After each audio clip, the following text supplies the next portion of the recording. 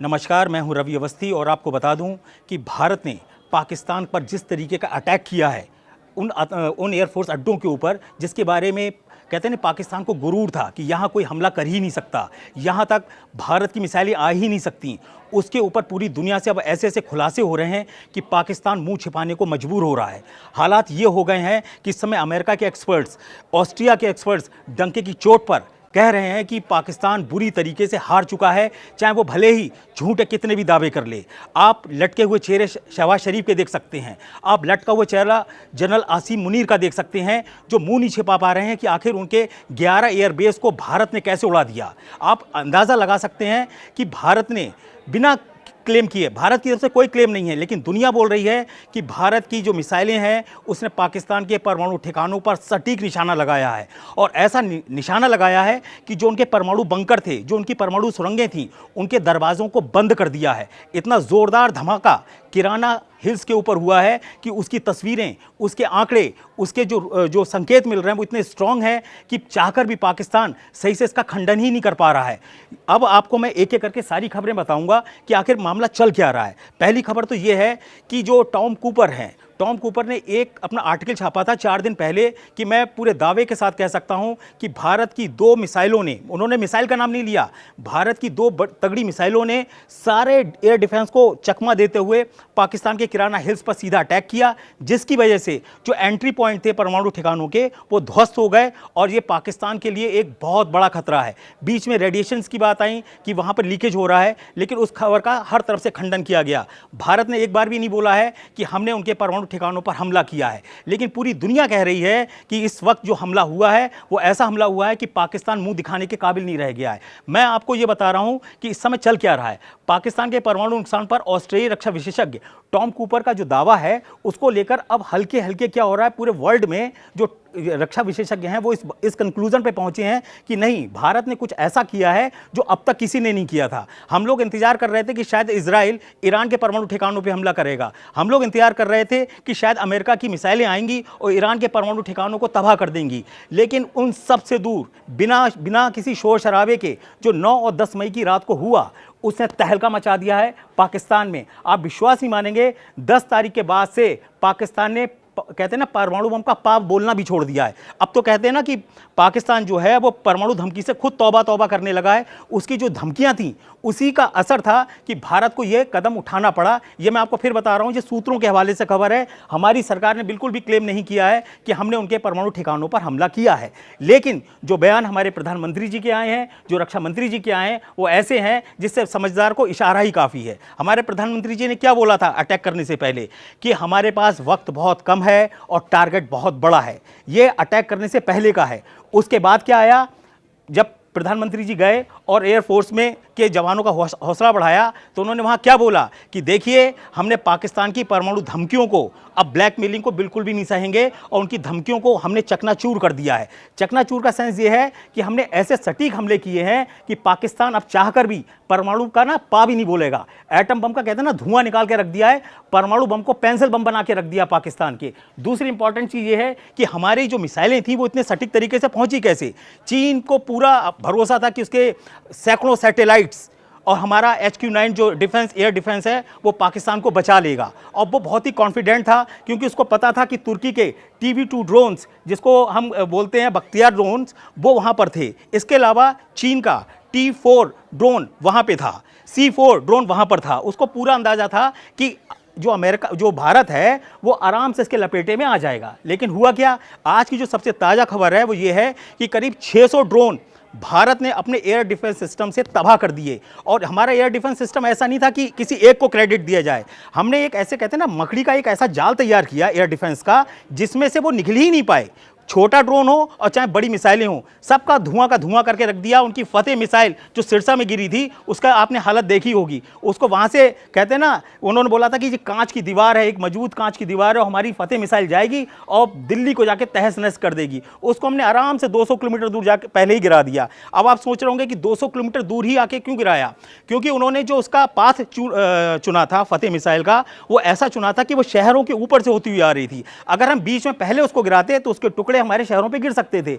इसलिए भारत सरकार, भारतीय सेना ने जैसे ही देखा कि ये मिसाइल फतेह आ रही है, उन्होंने उसके लिए एक ऐसा डेड पॉइंट तैयार किया कि हमें इसको ऐसे जगह गिराना है जहां कोई जान माल का नुकसान ना हो। और हमारा फैसला बिल्कुल सटीक था, हमने फतेह को उस जगह चटकाया जहां वो पाकिस्तान उम्मीद ही नहीं कर सकता था। तीसरी इंपॉर्टेंट बात यह है कि ब्रह्मोस मिसाइल ने पहली बार ऑपरेशन में साबित कर दिया है कि हमारी जो ब्रह्मोस मिसाइल है उसका तोड़ ना तो चीन के डिफेंस सिस्टम के पास है, और पाकिस्तान की तो कहने क्या, वो तो पूरी तरीके से ना उसके तो जो कहते हैं ना एयरक्राफ्ट, कई एयरक्राफ्ट बिल्कुल पतंगों की तरह नीचे आके गिरे हैं। मैं आपको भारत के एक रिटायर्ड मेजर जनरल के हवाले से खबर बता रहा हूं, मैं उनका नाम नहीं बताऊंगा, लेकिन उन्होंने बिल्कुल साफ सुथरा बताया है कि हमने पाकिस्तान के 8 जेट्स और विमान, जो सैन्य विमान है, उनको उड़ा दिया, जिसमें अवैध भी है, जो करोड़ों रुपए का था, वो उसको हम सब उड़ा चुके हैं। लेकिन अभी हमारी सरकार ने इस तरीके का कोई क्लेम नहीं किया है, क्योंकि वो हल्के हल्के सारी चीज़ों को बता रही है। आप खुद अंदाज़ा लगाइए कि 10 तारीख से आज 15 तारीख हो गई, आपने देखा होगा कि किस तरीके से जो खबरें हैं वो छन छन के बाहर आ रही हैं। पहले हमने कभी नहीं बताया था कि हमने 15 ब्रह्मोस मिसाइलों से हमला किया है, अभी भी सरकार ने नहीं बताया, लेकिन सूत्रों के हवाले से, भारतीय सूत्रों के हवाले से खबर है कि हमने 15 सुपरसोनिक क्रूज ब्रह्मोस मिसाइलों का इस्तेमाल किया और उनके 11 एयरबेस का धुआं निकाल के रख दिया। नूर खान, जो नूर खान एयरबेस है, जिसको बोलते हैं परमाणु फैसिलिटी से लैस है, बहुत ही हाईटेक है, और उस पर कहते हैं ना कि जनरल मुनीर और शहबाज शरीफ को बहुत ही कहते हैं ना कि फख्र था, उसका धुआं निकाल के रख दिया है। एक चीज इंपॉर्टेंट आपको और बताएं, जिस वक्त 10 तारीख को जो हमला हुआ था नूर खान एयरबेस पे, उसके 1 घंटे के अंदर इमरजेंसी आ गई थी, परमाणु इमरजेंसी आ गई थी पाकिस्तान के अंदर, और रात में 1:44 पर वहां पर एक भूकंप का झटका महसूस किया गया, जिसकी तीव्रता 4.0 की थी। वो उसके बारे में दावा किया है टॉम कूपर ने कि यह धमाका उस धमक का था जो सुरंगों के अंदर से हुआ था।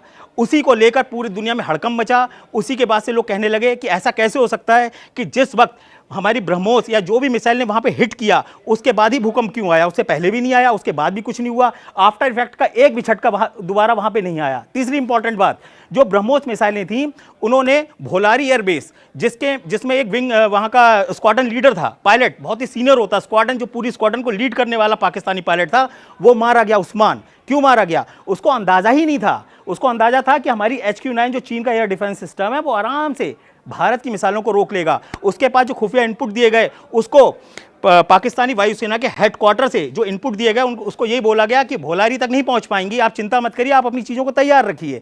उन्होंने अपने एयरक्राफ्ट रखे हुए थे रनवे के ऊपर, हैंगर के अंदर कुछ उनके कहते हैं विमान थे, और बहुत सारा एम्यूनिशन था, मिसाइलें थी।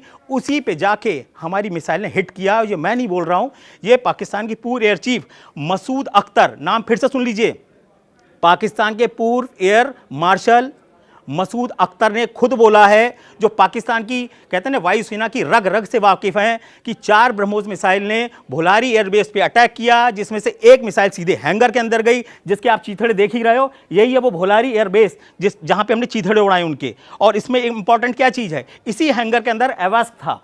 एवास्क वो ऐसा विमान होता है जो उड़ता हुआ रडार होता है, उड़ता हुआ मिसाइल सिस्टम होता है, और उड़ता हुआ जेट का हेडक्वार्टर होता है, जो आसमान में उड़ रहे होते हैं। उस सब को पूरी तरीके से हिंदुस्तान की वायुसेना ने तबाह कर दिया, और वो भी कैसे? LOC बिना पार किए। आप अंदाज़ा लगाइए, सुखोई से मिसाइलें हिट होती रहीं, और वो जाके उन टारगेट पे लगी जहां पाकिस्तान ने कभी उम्मीद ही नहीं की थी। तीसरी इंपॉर्टेंट बात है, अब पाकिस्तान में चल क्या रहा है और किसने क्या कहा।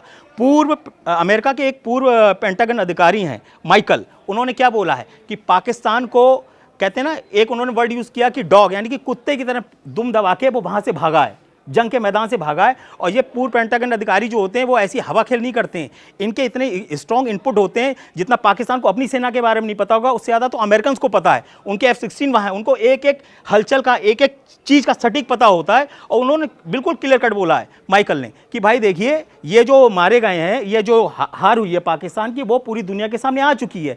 आप इसी से अंदाज़ा लगा लीजिए कि पाकिस्तानी मीडिया और पाकिस्तानी सरकार और पाकिस्तानी सेना अपनी हार को छुपाने के लिए झूठी खबरें लगा रही है। द टेलीग्राफ, जो ब्रिटिश अखबारों से जुड़े हुए लोग हैं, वहाँ पाकिस्तानी पत्रकारों ने और कुछ AI सिस्टम से जनरेट किया कि भाई भारत को तो पाकिस्तान की वायुसेना ने बड़ी आसानी से हरा दिया है। बाद में पता चला पूरी फेक स्टोरी है, टोटल फेक। आप अंदाज़ा लगाइए, कुटने पिटने और कहते हैं ना गरियाने के बाद, इतनी बुरी तरीके से बेइज्जत होने के बाद, अगर कोई अपनी जीत के ऊपर डंका वो दिखाना चाहता है, तो आप अंदाज़ा लगा सकते हैं कि इस समय पाकिस्तानी सेना की मानसिक स्थिति क्या होगी। अब मानसिक स्थिति इतनी ज़्यादा खराब हो गई कि रावलपिंडी से इस्लामाबाद हेडक्वार्टर जा रहा है पाकिस्तान का, इसको GHQ बोलते हैं। ये वही हेडक्वार्टर है रावलपिंडी का जिस पे जनरल आसिम मुनीर को बड़ा फक्र है, और इसी से 15 किलोमीटर दूर उनका घर है। यहीं पे जब अटैक हुआ था तो क्या हुआ था, 2-3 घंटे तक बंकर के अंदर छिप गए थे जाके आसिम मुनीर। और आपको एक कल मज़ेदार वीडियो और बताते हैं। कल आपने वीडियो में देखा होगा कि जब पाकिस्तान के प्रधानमंत्री एक एयरबेस पे गए और उन्होंने वहाँ अपने जीत के कसीदे पढ़े, अपनी सेना की बड़ी वाहवाही की, और उसमें एक चीज़ आपने देखी होगी, तो जनरल आसिम मुनीर थे वो शहबाज शरीफ से 2 फीट से दूर नहीं गए। ऐसा लग रहा था कि अगर वो 10 फीट की दूरी पे पहुँच जाएंगे शहबाज शरीफ से तो कहीं ऐसा ना हो कि कोई बम ही आके उनके ऊपर गिर जाए। यहाँ तक कि इतने घबराए हुए थे जनरल आसिम मुनीर कि उन्होंने शहबाज शरीफ के लिए ड्राइवर इस्तेमाल नहीं किया, खुद ही ड्राइवर बन के गाड़ी चलाने लगे कि इनके बहाने कम से कम मैं बचा रहूँगा, क्योंकि उनके दिमाग में ये बैठ गया कि भारत अब उन्हें छोड़ने वाला नहीं है। ये वही हैं जिन्होंने हिंदू और धर्म के नाम पर भारत पर हमला कराया। ये वही मदरसा कहते नहीं, मदरसा सेना का जनरल है जो पूरी सेना को पूरी तरीके से धर्म के आधार पर भारत पे हमला कराने के लिए उकसाता रहा। ये वही है जिसने लश्कर तोयबा और जैश ए मोहम्मद को ये तसल्ली दिलाई कि तुम आराम से अपने अपने ठिकानों में वापस लौटाओ, भारत कोई हमला नहीं करने वाला है। आप अंदाज़ा लगाइए, इससे जैश ए मोहम्मद और लश्कर तोयबा खून के आंसू रो रहे हैं, और वो जनरल मुनीर को कोस कोस के गालियाँ दे रहे हैं कि इस बेहुदा जनरल की वजह से हमारे इतने लोग मारे गए। शायद अगर वो भाग गए होते तो वो बच गए होते, लेकिन हालत क्या करी आपने सामने देखा। वो जो सुभान अल्लाह मस्जिद परिसर के जो बड़े बड़े छेद हैं उसमें से जब उन जिहादियों की रूह ऊपर को निकली है तो जनरल जो था उसका मुंह दिखाने के काबिल नहीं रह गया। स्थिति ये हो गई है कि इस समय पाकिस्तान में टुकड़े टुकड़े होने की स्थिति आ गई है। बलूचिस्तान पहले ही से बोल रहा है कि हम तो अलग हो जाएंगे। कुल मिला के हालात ये हो गए हैं कि टॉम कूपर जो हमारे ऑस्ट्रिया के हैं, याद रखिएगा ये ऑस्ट्रेलिया नहीं, ये ऑस्ट्रिया है, और ये एक माना हुआ विशेषज्ञ है, इसकी बात को कोई काट नहीं सकता। भले ही उसको दबा दिया जाए, उसकी खबर को वो कर दिया जाए, लेकिन उसका एनालिसिस इतना सटीक और इतना परफेक्ट होता है कि उसका कोई तोड़ ही नहीं है। इसीलिए हम इस खबर को दिखा रहे हैं कि देखिए, भारत नहीं बोल रहा है कि हमने परमाणु ठिकानों पे हमला किया या हमारा टारगेट वो था, लेकिन जो इनपुट्स आ रहे हैं, जो रुझान आ रहे हैं, जो संकेत मिल रहे हैं, वो ऐसा मिल रहा है कि भारत ने वास्तव में पाकिस्तान के परमाणु बम को पेंसिल बम बना के रख दिया है। और स्थिति यह है कि 4 दिन से एक बार भी पाकिस्तान ने परमाणु धमकी नहीं दी है, और मुझे पूरा विश्वास है ये देंगे भी नहीं। इसी के साथ मैं आपको अगले एपिसोड में बताने वाला हूं कि अब जो आने वाले दिन है पाकिस्तान के लिए वो कितने बुरे होने वाले हैं, क्योंकि अब जो हमारी तैयारियां हैं वो एक नए लेवल पे जाने वाली हैं। हमने प्रूव कर दिया है आसमान में, हमने प्रूव कर दिया ज़मीन में, हमारी रॉ ने कमाल का काम किया है। मतलब इतना बढ़िया कोऑर्डिनेशन मेरे ख्याल से आज तक हमने देखा ही नहीं है, इतना बढ़िया कोऑर्डिनेशन। या मैं आपको एक चीज़ और बता दूं, बड़ी हैरानी की बात है कि जो हमारे बहुत अच्छे दोस्त हैं वो भी कहते हैं ना कि अगर आपको बहुत बड़ी सफलता मिलती है तो आपके 3 ही लोग सबसे ज़्यादा खुश होते हैं, एक तो माता पिता और एक सगा भाई बहन। इसके अलावा कोई दिल से खुश नहीं होता, वो अंदर अंदर से जल जाते हैं। यही स्थिति हमारे संग है। हमारे बहुत से अच्छे दोस्त हैं, रशिया है, इजराइल है, लेकिन वो लोग इसको हजम नहीं कर पा रहे हैं कि भारत ने इतना सटीक हमला कर कैसे दिया। वो लोग तो देखते रह गए कि 180 किलोमीटर दूर बिना LOC को पार किए पूरा धुआं धुआं कर दिया। और चीन और तुर्की जिन्होंने अपने ड्रोन पर इतना नाज था कि कहां से कहां पहुंचा देंगे, उनका तो बिल्कुल ही धुआं निकाल के रख दिया है। मैं आपसे सिर्फ इतना कहना चाह रहा हूं कि आने वाले दिनों में पाकिस्तान की वो हालत देखने वाले हैं कि वो हमसे हर दिन, कैसे ना कोर्ट में तारीख मांगने आता है, ऐसे ही वो हर तारीख पे आएगा कि भैया सीज फायर की तारीख को 18 से 22 कर दो, 22 से 25 कर दो। ये तारीखें मांगेगा, घुटनों पे आएगा और इसी तरीके से तारीखें मांगता रहेगा, और हम अपनी शर्तों पे उसे तारीख देंगे। जिस दिन हमें मौका मिलेगा उस दिन पूरी पिक्चर कंप्लीट कर देंगे। राजनाथ सिंह ने आज क्लियर कट बोला है कि अभी तो बेटा तुमने ट्रेलर देखा है, पिक्चर तो अभी पूरी बाकी है। अभी तो हमारी बहुत सारी चीजें इतनी तेजी से इनहेंस हो रही हैं जिसका कोई ठीक नहीं। तो मैं आपसे बहुत जल्दी मुलाकात करूंगा, हो सकता है कल आपको एक बहुत ही विस्तार से एक डिटेल रिपोर्ट दूं। फिलहाल आप टॉम कूपर को अच्छे से सर्च करिए और वो आपको बताएंगे कि आखिर माजरा हुआ क्या है। और John Spencer, colonel John Spencer को जरूर देखिएगा, जो कर्नल जो अमेरिका के हैं, उन्होंने तो बहुत ही साफ सुथरा बोला कि भाई इसमें किसी को शक होना ही नहीं चाहिए कि भारत ने एक तरफा मैच किया है, बिल्कुल IPL बना के रख दिया पाकिस्तान के लिए। ऐसा आप समझ लीजिए। हम आपसे कल फिर मिलेंगे।